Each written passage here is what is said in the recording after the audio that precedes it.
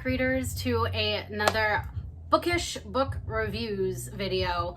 So last week we saw the inaugural episode of this series where we looked at some of the Bookish books that I've gotten, that I've read. So I've got a couple more here today that we're going to be looking at. The first one is called Gallant by V.E. Schwab. And then the other one is What Lies Beyond the Veil by Harper L. Woods. I really like this cover. It's like so, like when the light hits it, look at the light there. It just kind of like sparkles. Anyway, so let's start with Gallant, which I actually really like this cover too. It's really cool artwork. There's the back. So this one is kind of like a haunted house story. So this young girl, I think she's about 12 in the series, is an orphan, and she gets a letter from distant family inviting her to her family home, and you know, essentially hits the fan. So haunted house, family curse, all sorts of fun stuff going on in here. I would give this book a 7 out of 10. It was fun, entertaining. There's some like cool artwork going on within the book itself. I kind of didn't like, sorry, there's like dust on it, and I'm like, some of the parts of the end quite as much as the rest of the book. It, not to say it was necessarily bad, but I felt like it was just a little bit not what I was expecting the end to be, but it's still good. So the second book is, this one, Lies Beyond the Veils. So this one is part of a series. The other one is a standalone. So this one's part of a series.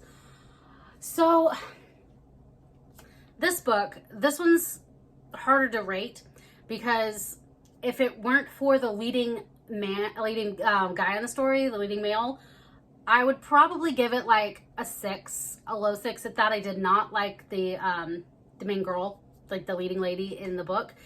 Wasn't a fan of her, and if she hadn't met up with her male counterpart, I probably wouldn't continue reading them, because I really like him. He's great.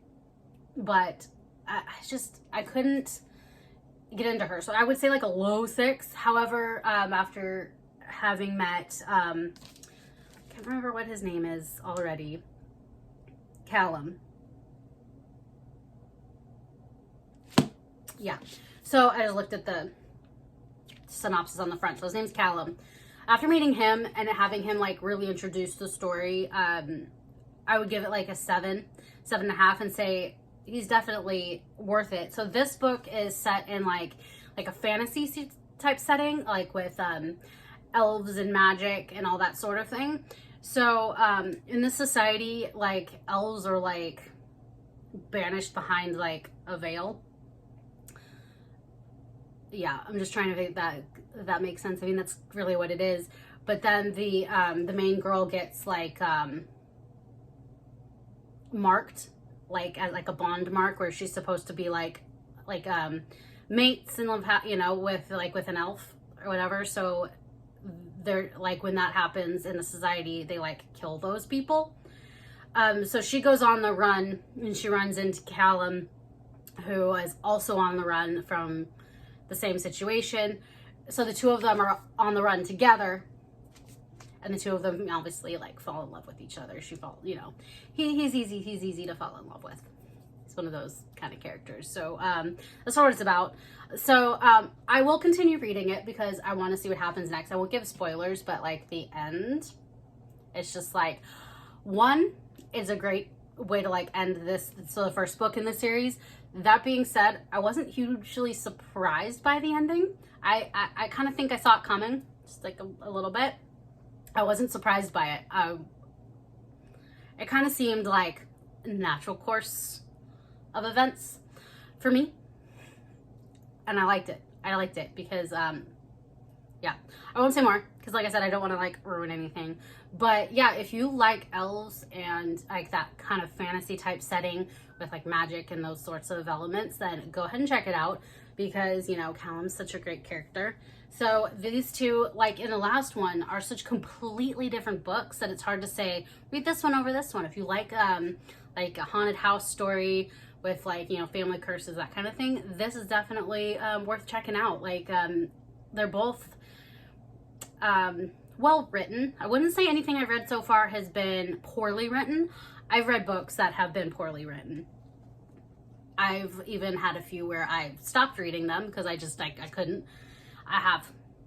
If I dislike something and just can't get into it, I will stop reading it. It doesn't happen often. I usually, like, slog through, even if I don't like something. I literally slogged through the first 3 books of Twilight and couldn't get myself to read the 4th one. I think that's the only time I didn't stop reading a bad book, but we won't talk about that. So yeah, so if you want a haunted house story, this one is definitely worth checking out. If you like elves and fantasy and, you know, that whole sort of world, this one's definitely worth checking out. Yeah, even if, you know, you read it just for Callum, because he's what I'm reading him for. But yeah, so go ahead and check him out, and until next time, let's get reading.